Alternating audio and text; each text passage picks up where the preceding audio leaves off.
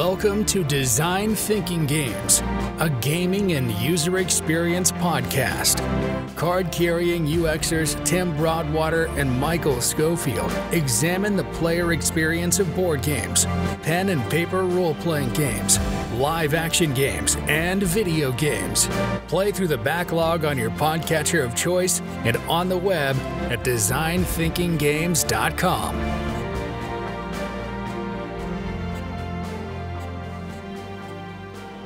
What's up, everybody? Welcome to a new episode of Design Thinking Games, back from hiatus, Season 2, episode number 18. And this kicks off the first one back from our prolonged break. And it's been a really meaty off-season. Yeah, last episode was we made it to the castle, we stormed the gates, and we blasted into space on the holy day of Mass Effect. I guess maybe the best thing to ask you, Mike, is what's been going on since our last episode? I don't really know where to start. You know, we could probably start with the Game of the Year awards. You and I had a couple of predictions early on, but they happened, and the winners are, I think, pretty good, to be honest. Yeah, I actually played the Game of the Year winner last year. It Takes Two. It was only a release, I believe, for Xbox and PlayStation. It is really good. A little bit of a tearjerker. But like the game that the studio produced before it, you literally have, it takes two.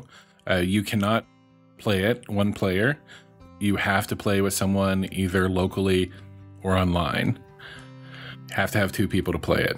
And I'll have to say, I don't want to ruin anything, but I know why it won Game of the Year. It's beautifully storied. It's a kind of, and this is not giving anything away, but it's a couple that is no longer happy. They have a child and they're getting a divorce. And the child kind of puts a wish. It's not a curse or anything, but I think it's a wish on them that they've learned to kind of love each other again. And she even goes to like the local library or school library and checks out a book on like how to fall in love. And she's trying to help them. And it's beautiful. And over the course of the game, I will say this, it uses the medium of collaborative two-player games to teach, the parents collaboration. And so there's like shout outs in it that are like Street Fighter. And there's shout outs in it that are a lot of two-player games, like 3D tank games, like on old school in television. Yeah. So there's a lot of references to 2D games, and it's funny because it uses the medium of 2D games to teach like collaboration between two people. That's fascinating. I didn't realize what the story was behind it. I'd seen the gameplay a little bit and some of the mechanics, but it hasn't appealed to me. But that sounds like it's suddenly like up my alley. Do you find that like if part of the under theme is to teach you how to love or how to fall in love or how to collaborate, do you feel like a sense of, I don't know, attachment with your co-op buddy? Yeah, so I got it in the mail, and it's just like a second player needs to log in, you can't play. And I was like, wow, angry, because I was like, no, what? I want to play the game. And so they have this cool thing that only one player has to buy the game, and you can let the other player play remotely. So I'm on PlayStation, and so I played with my nephew. And there's instances in the game to where you have to do everything together. Everything requires collaboration. Every boss battle, getting through every board, you're holding a switch while you're waiting for someone else to run up somewhere to click on something so you can then proceed. There's points where someone's piloting while another person's gunning. It is all collaborative, and there are points definitely where you can get frustrated and you're like yelling at the other player or like, what are you doing? Get over here.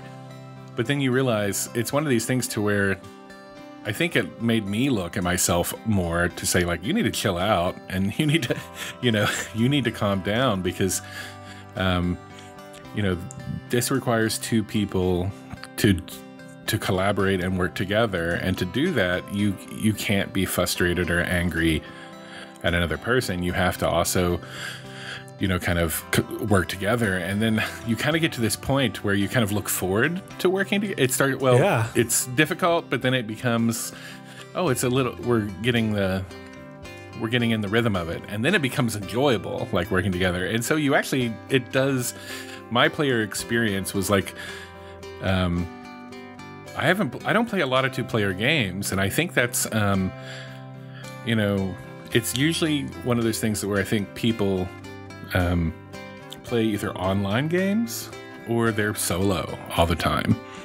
And so in a lot of online games, you just randomly are paired or you pick up people or you whatever. But it kind of threw me back to middle school when I was, kind of on my friend's couch and we were playing games together and we had to work together. And I kind of miss that in games. And this made me feel that again. I don't tend to play with people. I play with strangers. But I do play a lot of multiplayer, man. And so like some of the best multiplayer experiences are, really good cooperative ones.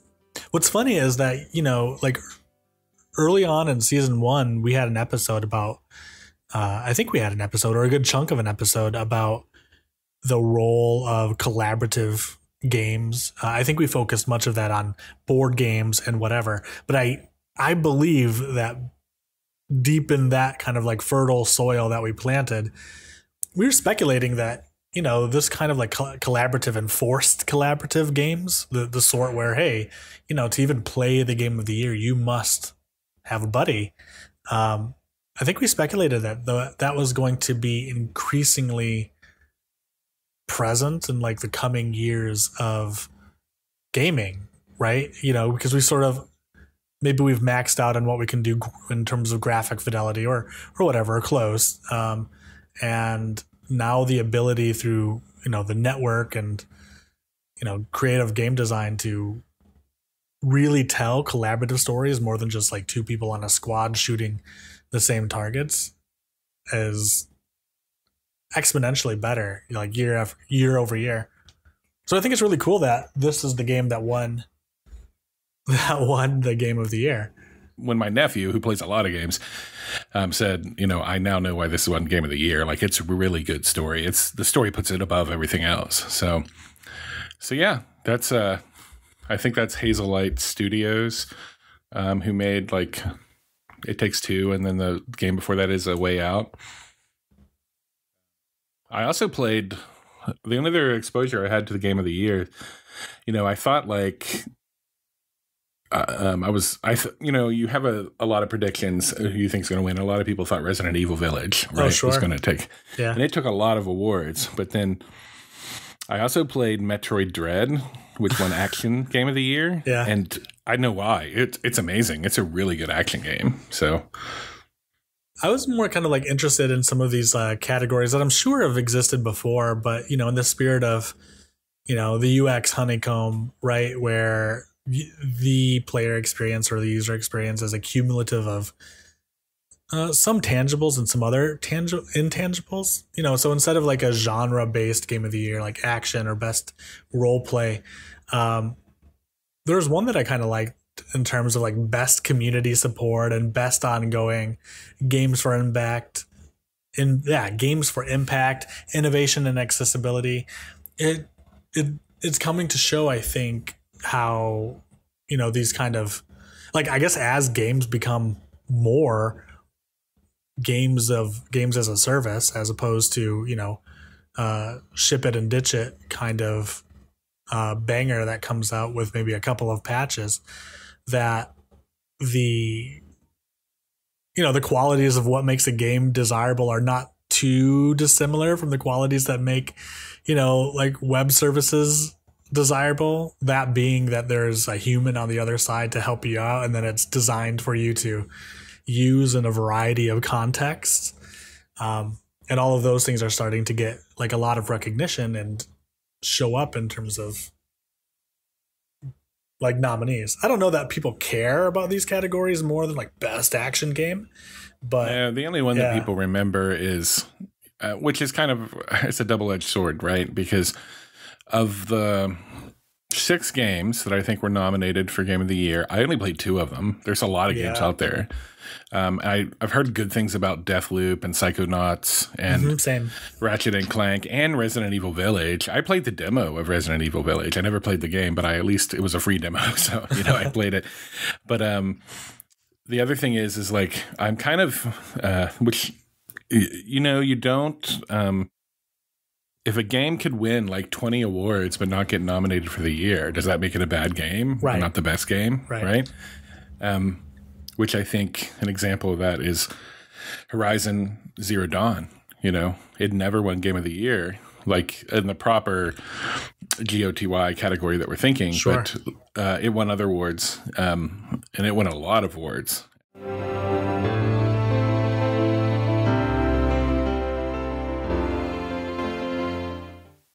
We are super privileged to be brought to you by Dice Tower Theater because our show is designed to tease apart mechanics and other aspects of game design so we can better understand why they impact us. But this wonkery didn't start because we were born middle-aged. It began with fandom and escapism. When we're throwing dice at the table, we're not hyper-focused on reasons why someone gets advantage. We are there. The blue flame has the great risk, correct? Are you sure, Sophie? I foresee a path you can understand, let alone tread, but you will have to walk yourself. As they venture into their 4th season, over 12 hours of story, Dice Tower Theater rekindles that original feeling we get.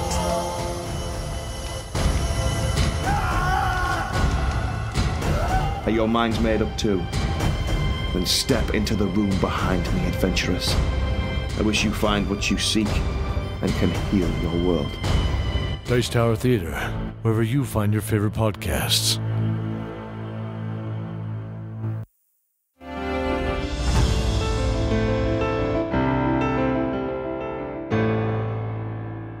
What have you been playing game-wise since November 7th, the last time that we had an episode? Isn't that crazy? So I beat, just because we ended on November 7th, I did beat the Mass Effect Legendary Edition on Insanity. Like I beat it. I can't even believe that. That's nuts. It was insane. I can't argue that it was worth it, to be honest. But it was a joy sort of to go through. Again, I mean, my whole like catalyst or my whole like rationale for running through this was purely because I'd played each game so many times that I don't know, I need to light a match under my skin to feel alive, But since then, I bought a gaming PC, and so the games I've been playing, my gosh, man, like so I've been playing. I'll just tell you, like almost straight up. I've played a couple of others that I'm excited to talk about, but I've been neck deep in Hell Let Loose, which is a relatively faithful, hyper tactical World War II shooter with I think. Either 64 or 100 player servers, but big teams. And, you're replaying many of the battles of the European front. But what's special about Hell Let Loose, which maybe feels particularly sweet because of how burned I personally was with Battlefield 2042 and stuff like that, is that there's no hand-holding. There's no HUD. There's barely a tutorial. You cannot succeed as a lone wolf. Maybe this is that spirit of collaborative games. You have to work together with your squad well, and your squad has to work together with other squads well, or your experience is not only one of loss, but it just sucks. Like, right, you will get pummeled if you guys aren't working as a team. And it's fascinating to kind of like play with these hardcore mechanics. There's a lot of different rules that I really like, but the fact that it forces you to get along to even moderately enjoy yourself, because the penalty of not collaborating is that you're stuck in your spawn and you'll never get out and the game is over. And man, it has been some of the most like cinematic, epic experiences because the way you have to win the game is, you know, like your squad leader will be like, all right, fire team Charlie. It's like, we're going to go around these hedges. You know, you, the machine gunner, you know, point up here, keep the dock at least 30 paces back, you know, stuff like that.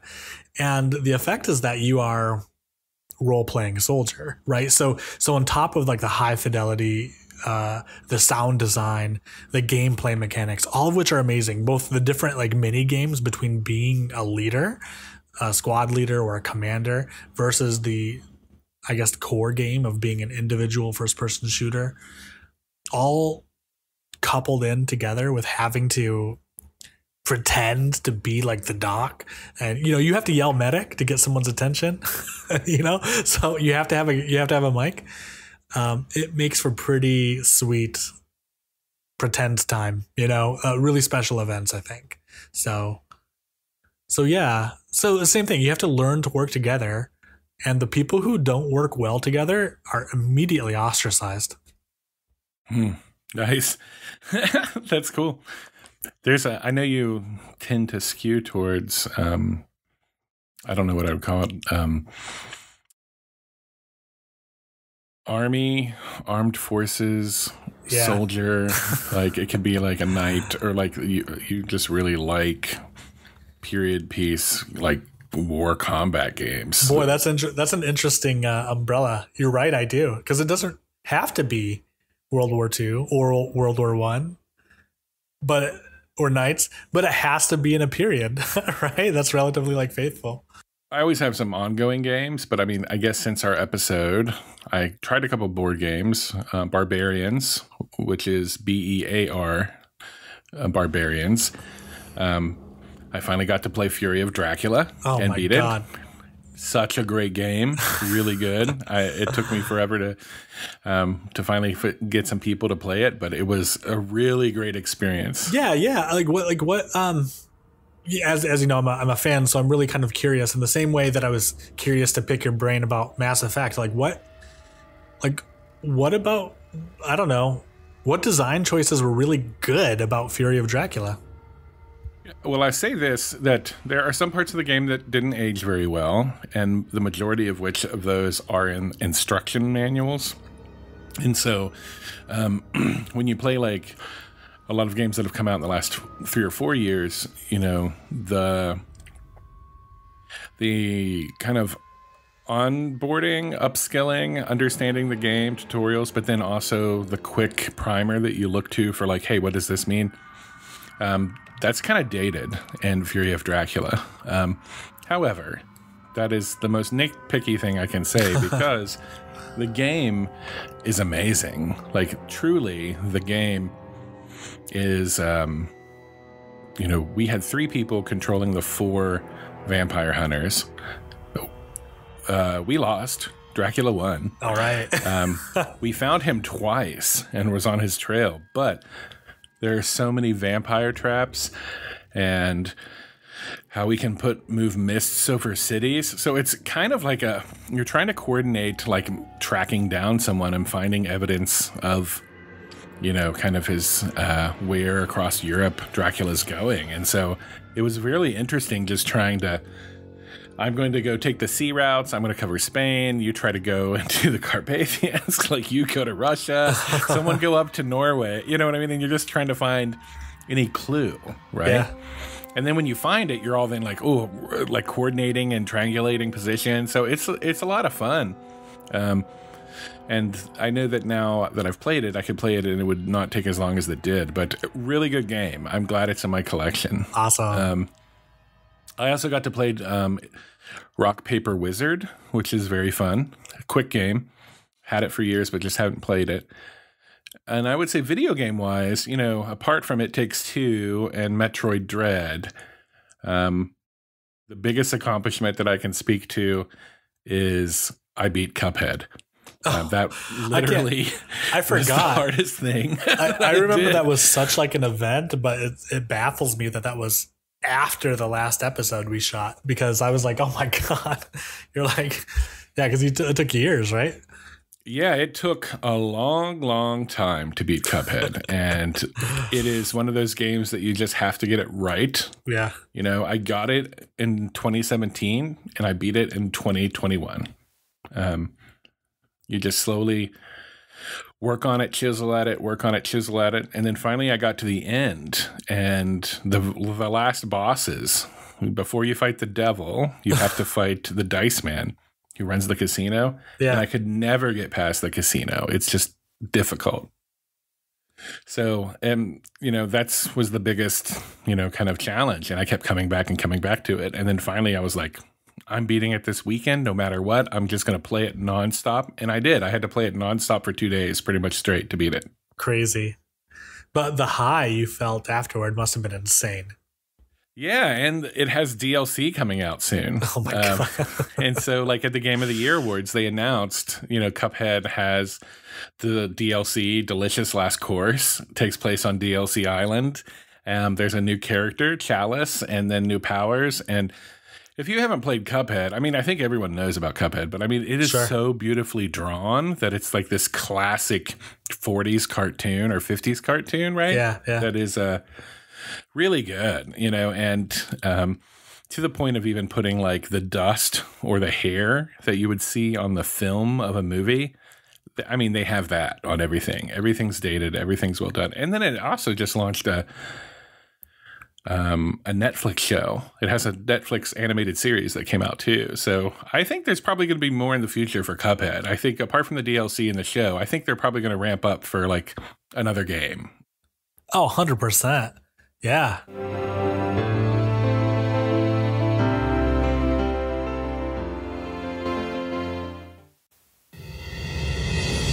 Guys, playtesting is hard. If you've ever done that, you know how much of a struggle it can be. And if you haven't, you need to.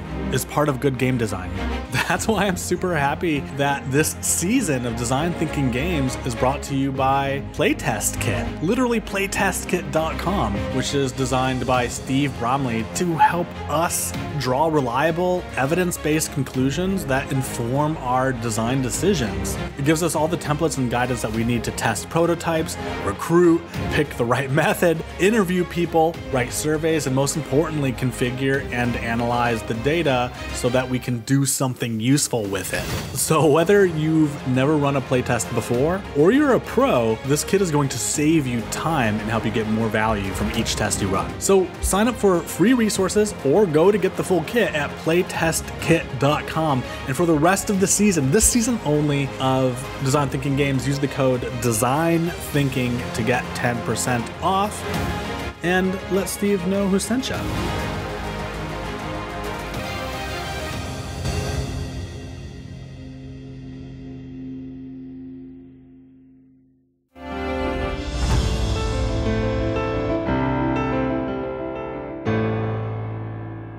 It is right now, a couple weeks before the first episode is coming out. The Winter Olympics just ended, and I think there's some big news items that have happened kind of in gaming, right? Stuff about Microsoft and Sony. A ton. This is one of those things where I regret that we took a hiatus. I'm glad we did. You know, it's the right decision for humans who need time off of stuff. I'm talking specifically about Microsoft acquiring Activision is one of the really meaty news items. Microsoft announced that they were buying Activision Blizzard for something like $70 billion. And what that does... Oh my God, that's a lot of money. And what that effectively does, with this quick caveat to remind you that not long ago they bought Bethesda. They now own all of the Activision properties, including the highest selling franchise in the world, Call of Duty, including World of Warcraft, etc., including like Heroes of the Storm, all of the stuff that Blizzard did, right? Yeah, exactly. So, I mean, I'm being a little hyperbolic, but the argument is that they have eradicated all of the competition. And so, any kind of like innovation that emerges from creative friction is like out the door. The questions are twofold. Like, is this good for gamers? Question mark. Is this good for the industry? Question mark. And then there's like some subdivided questions. Is this legal? What does this mean for Microsoft, etc. I think for consumers, this is pretty great, at least in the short term. And it's a fascinating call because what it does, it changes the emphasis on gaming. Microsoft is no longer, maybe this has always been true, but when you think of Microsoft and you pretend that they don't do other things other than Xbox, you think of the hardware running third-party games, right? For the most part, Sony has the exclusives. I think of Office 365 and then all the contracts with every hospital, bank, and school, that literally has it's all Microsoft, right? I don't really even think of the gaming side of it. So, well, exactly. I think Xbox is a loss leader, definitely. But I think what, I don't know, like the Xbox is a vehicle for like Game Pass and IP delivery. But what makes that interesting to me is, again, I think you're going to see like Microsoft has an option to cut Call of Duty off of the Sony ecosystem entirely, for instance, or they can maintain it and move Microsoft's software presence into the Sony ecosystem through Game Pass. Everyone's talking about this as like a 1-2 punch to Sony. My hot take is that Sony isn't even on Microsoft's radar, because when you consider especially that Microsoft does so much more than Xbox. And what I think will just happened is, if you think about Microsoft as like a product engineering service, a service for engineers, a service for products and business and hospitals and like everything you just mentioned, they are producing like a platform called Azure, or I don't know really how to pronounce it, Azure. Azure. Yeah, Azure, which is cloud computing competitor to Amazon Web Services. And AWS is Amazon's, like a dollar sign. That's how Amazon makes money. That's how Amazon exerts control over the internet, because so much of the internet relies on AWS. Think about what Microsoft just did. They just took the biggest bandwidth hogs on the planet, like all of the games that are consistently online, have the biggest market share, have the biggest funding, probably take up the biggest server space, and they just took that business away from AWS. Wow. And they put it on Azure. I think what this is their target is Amazon.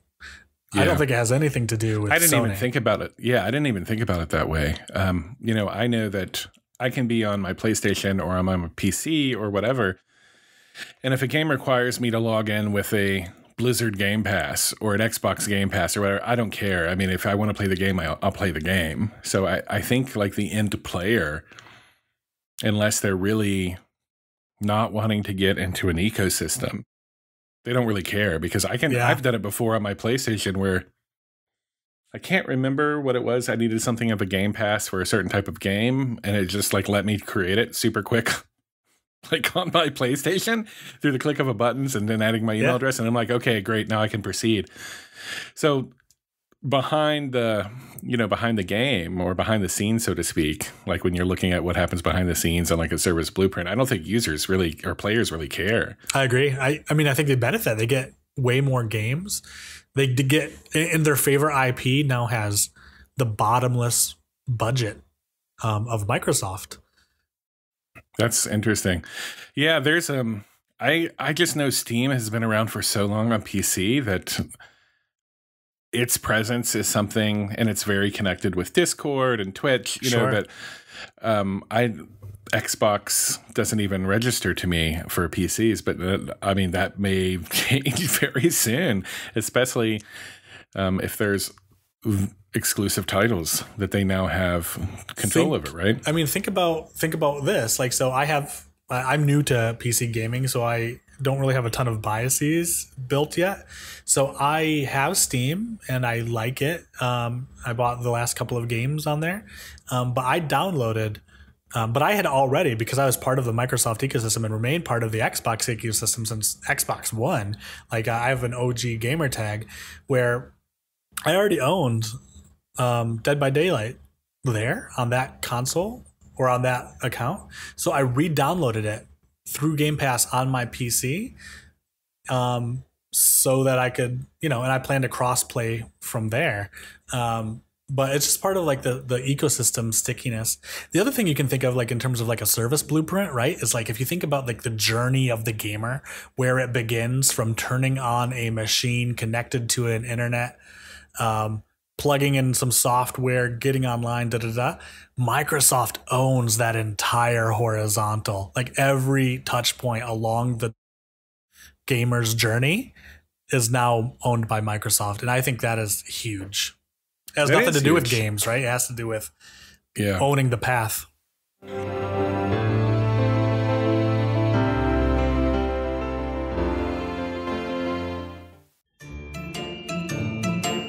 Design Thinking Games is an affiliate of Space Engineers. Space Engineers is a sandbox game about engineering, construction, exploration, and survival in space and on planets. To find out more about Space Engineers or its new DLC, Warfare 2, go to designthinkinggames.com/Space Engineers, or just go to our website and click on the banner.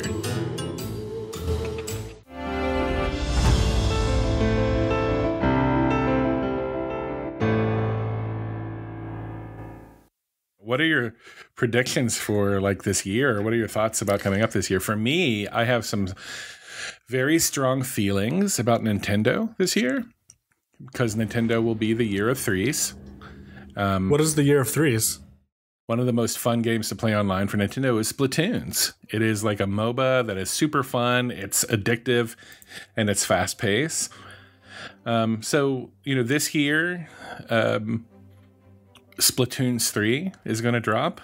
If you've never played Splatoons, it's one of the most enjoyable, fun games you'll ever play. Yeah, it's delightful.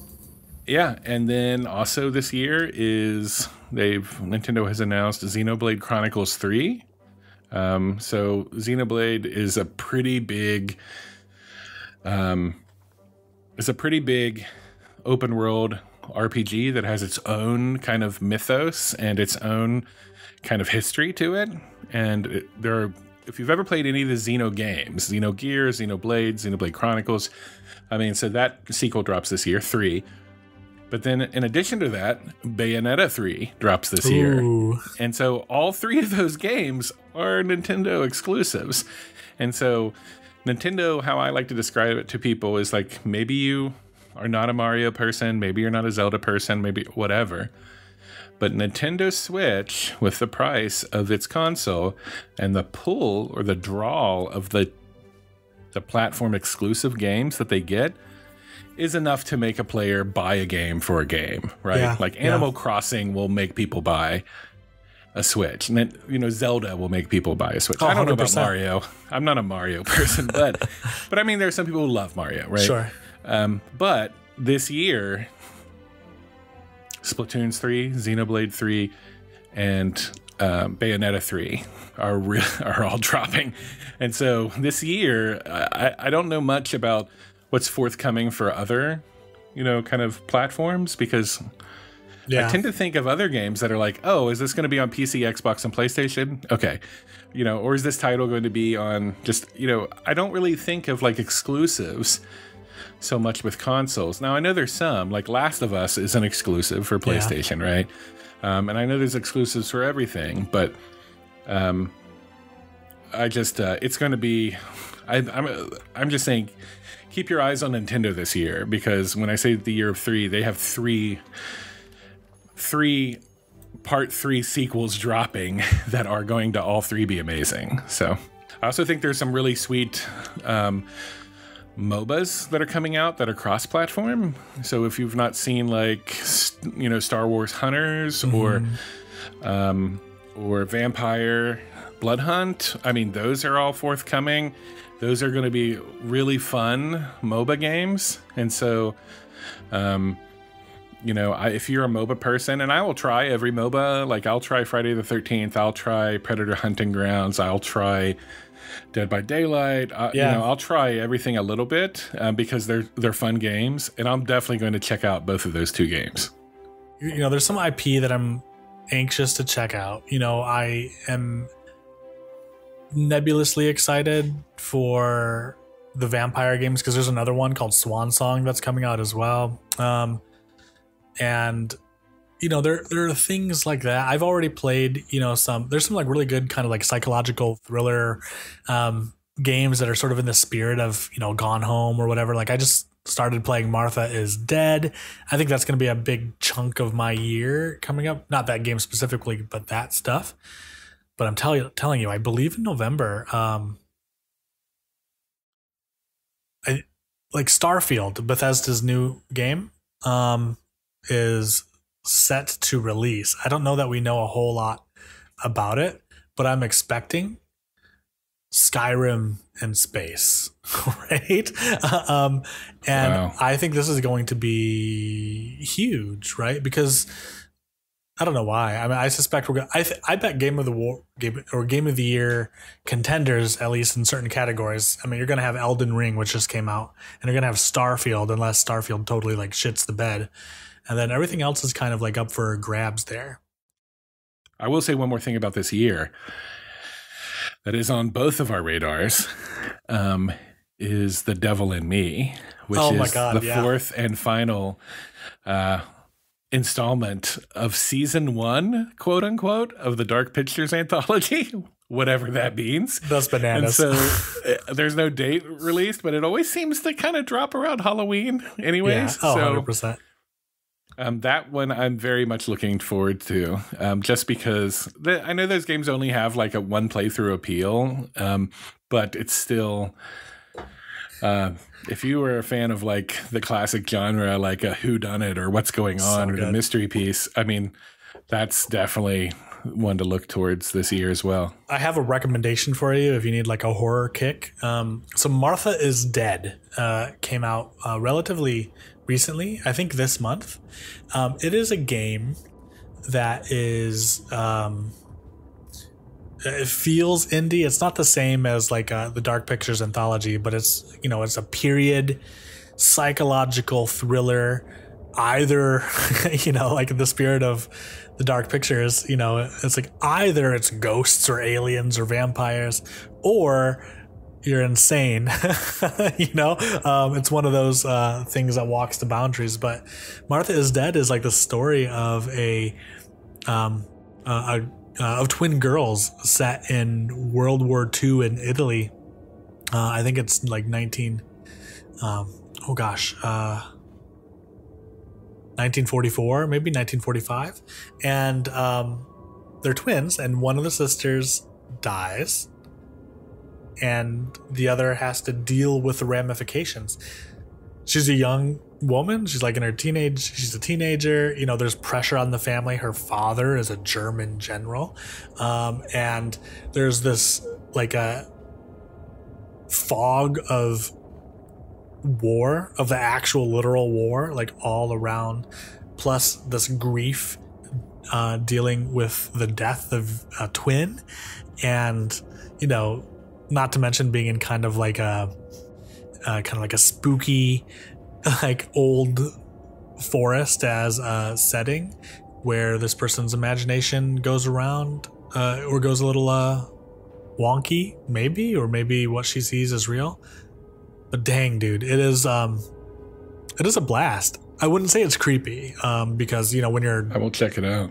Yeah, no, it sounds cool. Yeah, when you're dead inside like us, it's not like really gonna like shoot you off your feet or whatever. Every UX professional's dead inside, but right? The story is super good, and you get to take pictures with like these little old Brownie cameras, and they do something cool with sound design that I think you'll really like. But since Dark Pictures isn't coming out until probably Halloween, right?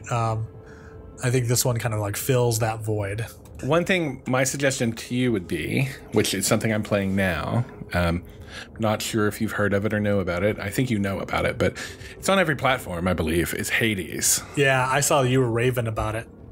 Yeah, so A couple people I work with suggested it to me. Another UX professional actually did and said like, hey, it's, I don't know if you like grindy games, but you should try Hades. And I'm like, well, I like grindy games. And he's like, well, the person I spoke to is like, well, I don't.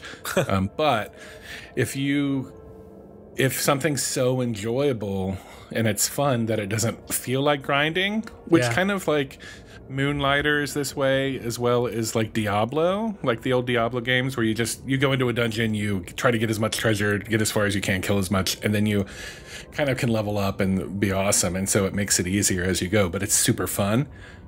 Hades as well has won tons of awards, and it has voice acting and story awards. It's really good. It's actually, I'm surprised. I picked it up based on a suggestion, and it was always kind of like somewhere buried in my game list. And then finally I got to it, and I'm like, wow, I should have picked this up much sooner, because it kind of tickles that itch that is like the Diablo Moonlighter Gauntlet kind of itch. Like it looks very Diablo. Like it looks like anime Diablo when I'm looking at these. Yeah, and you can sink hours into it and not even think like you were grinding as much as you have. So, but definitely a game to check out. And that, I kind of keep going back.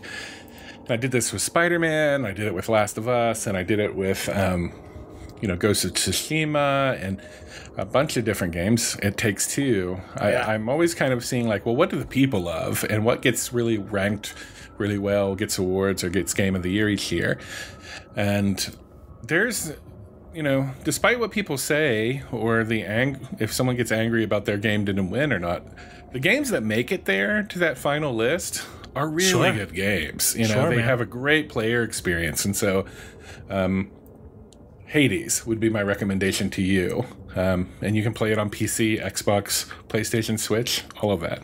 Maybe that's the challenge for the rest of the season, right? If we kind of remove our biases from it and we look at the qual data out there, what games might we not play normally but just get rave reviews? I wonder if that can direct how we spend some of our time, because I got to tell you, I'm really stuck in my my genre hole, but I think your history, warfare, combat genre hole. Yeah, man. I've got a specific taste for things, right? And I don't often stray too far from it, but probably to my detriment. So I think I'll check out Hades, because this, I got to tell you, it's not a game that I would get normally. Well, it's just a general game that's decent to fun, and your enjoyability will be. It's an enjoyable game, right? It is not like what we did last season, where you challenged me to play Mass Effect and play it. And I'm glad I did, because I never would have picked up the game, and it's really good. I'm still brewing or percolating on what the game is that I'm going to challenge you with this year. Awesome. But when I do, I will hit you with the gauntlet, D'Artagnan, and you will have to try it out. There's just so many good games, and I'm trying to really narrow the list. Yeah, something that I think you would really enjoy. I have it down to about 3 or 4, though. I will say that. So maybe here soon, in a future episode, I will issue the challenge. Amazing! I can't wait. I'm a little scared. I feel like you're gonna hit me with some sort of Metroidvania that I'm just gonna want to die playing. But there's some of them that are excellent for reasons, right? But I just feel like you're gonna pull something out of the early, the late 90s or something. I'll be like, oh, shit. No, it will be. I know that you have an aversion to Metroidvania games, and so I'm considering that, because I do factor in this genre is so horrible, I just don't want to play anything with it. So some people are beyond side scrolling, and I get it, because they're just like, hey, I'm 3D games. We're in a 3D world. Why are we going backwards? So. And there are legitimately people who feel that way, so, and I get it. But I also, kind of feel the same thing about 3D games. You put Ghost of Tsushima right next to Horizon Zero Dawn, which you put next to Mad Max, which you put next to Spider-Man. It's like, okay, so how many times do we have a 3D open world where you go to waypoints on the map to get story development and then you can do time trials or find, kind of unlock and find all these hidden items to do things. I mean, that's a mechanic just as a side scroll is a mechanic. And then having to return, the thing in Metroidvania style games is that it's a map and you have to kind of constantly be looking at your map and return back to places, because as you advance and get new powers or new abilities or objects, you can do things that you couldn't do before there. Yeah. And so that kind of mechanic doesn't appeal to people, like to all types of gamers, but some people love that mechanic. And so games that are modern in that genre, if you think of like Hollow Knight, or you think of Metroid Dread, or you think of Chasm, or any other games that are kind of like that, it's but I will promise you it will not be a side scroller. So I will guarantee that. Well, I don't know. If you're feeling particularly brutal, I think the rules of the game are that I gotta play it. So I don't know. Like, if there's one that really shines. Yeah, give me a hint. To give you a hint, it's gonna probably be an indie game. That's what I've got it narrowed down to. So it would be available on any platform. That's barely a hint. It's like, all right. I mean, that's as much as you'll get right now. All right, cool. That's it for this episode of Design Thinking Games. We need your help to grow in all sorts of directions. That can happen by liking, hearting, and favoriting this particular episode in your podcatcher of choice. If you can leave a 5-star review, if they offer a review platform, and say something nice, that goes a long way to helping train the algorithm in our favor. If you want to support us and help us pay for some of the overhead of coming to you consistently with such high quality, join us over at patreon.com/designthinkinggames, in which we have the most hilarious tiers for all price points. Look for Design Thinking Games on Twitter, on TikTok, on Twitch, and also on the internet at designthinkinggames.com. We offer incredibly affordable advertising to small TTRPG creators or folks in the user experience design space who want to grow as we grow. Check out everything that we offer at designthinkinggames.com/advertise. We'll see you at the next stop. Game on. Game on. Thank you for listening to the Design Thinking Games podcast. You only have so much time, and it means a lot you shared it with us. To connect with your hosts, Michael or Tim, visit Design Thinking Games on TikTok, Twitch, and Twitter. DMs are open. You can also check out designthinkinggames.com, where you can request topics, ask questions, or see what else is going on. Until next time, game on.